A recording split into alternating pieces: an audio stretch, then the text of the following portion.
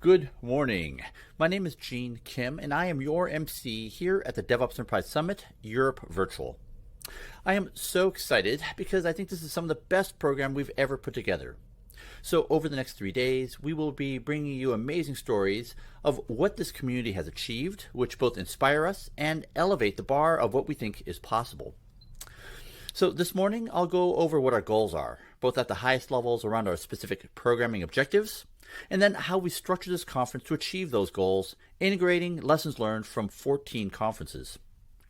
So ever since our first conference in 2014, I start by posing the question, why are we here? And I think that has remained largely unchanged. We all believe that DevOps is important. We all believe that DevOps creates value. More specifically, it helps our organization survive and win in the marketplace because it enables us to best serve our customers and all our stakeholders. We believe that DevOps makes our work more humane. As John Smart says, we create better value, sooner, safer, and happier. And I believe DevOps unleashes at scale everyone's creative and problem-solving potential towards common purpose.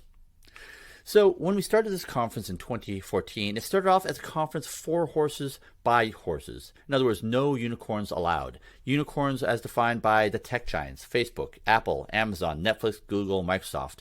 Instead, we wanted horses as defined by large, complex organizations that have been around for decades or even centuries. And what I love about having all the data now in the video library, I got to actually count how many talks we've had. We've had 506 enterprises with 768 speakers spanning almost every industry vertical.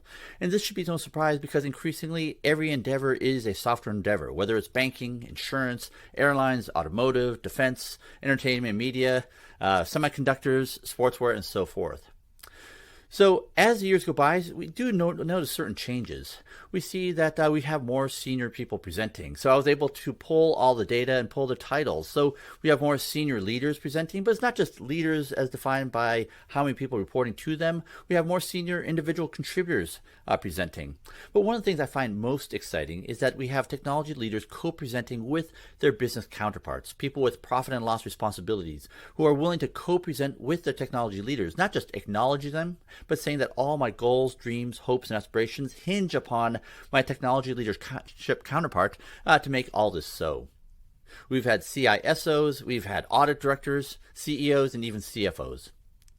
So one of the things that I find so exciting about recent years' presentations is how increasingly CEOs are making an appearance thanking the technology teams for their accomplishments and their achievements.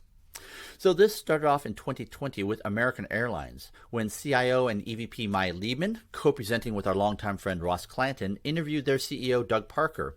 And she asked him, whose job is it to transform anyway? And he laughed. He said, it's certainly not technology's job. It is everyone's job. And we have to hold every business leader accountable that they're delivering value, whether that customer is internal or external. Last year, Randy Schaup, VP of Engineering and Chief Architect at eBay, presented on how they're elevating developer productivity across thousands of engineers across the organization. And CEO Jamie Iannone described how important that was to achieve their mission and described how they had to do that for 3 times as many teams in the following year. So my goal is that increasingly we'll have CEOs from Fortune 50 routinely presenting as part of DevOps Enterprise presentations. So why do I think this is important? It's because from the very beginning, for 8 years, the top obstacle verbalized by this community has been, how do I get my business leadership on board? I want you to be able to use these CEO stories with your business leadership, because that story will be told by people they listen to, describing how the work that you are doing matter. So the capabilities that you are building in your organizations will help your organization survive in the marketplace and, more importantly, win in the marketplace. So those are some of the goals around the conference. Let's talk about the structure of this conference and specifically how it's changed as we move to a virtual format in the last 2 years. So from the very beginning, this conference has been one primarily made up of experience reports. And so that begs the question, why experience reports? Is because as adult learners, as leaders, we don't learn from hearing about what someone is thinking about doing, or worse, what someone thinks we should be doing. Instead, what we really learn from is how people solve their own problems. And so the experience report format has been this. They say, what is my organization and the industry we compete in? What is my role and where do I fit in the organization?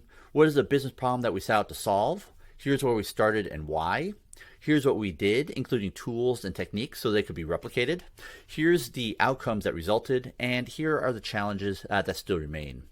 I love this format because it closely resembles the scientific method, where we state a hypothesis. We perform an experiment to see if that hypothesis is true. We can either confirm or disprove it and repeat. And through listening to experience reports, we can understand what you learned and understand what you did and why.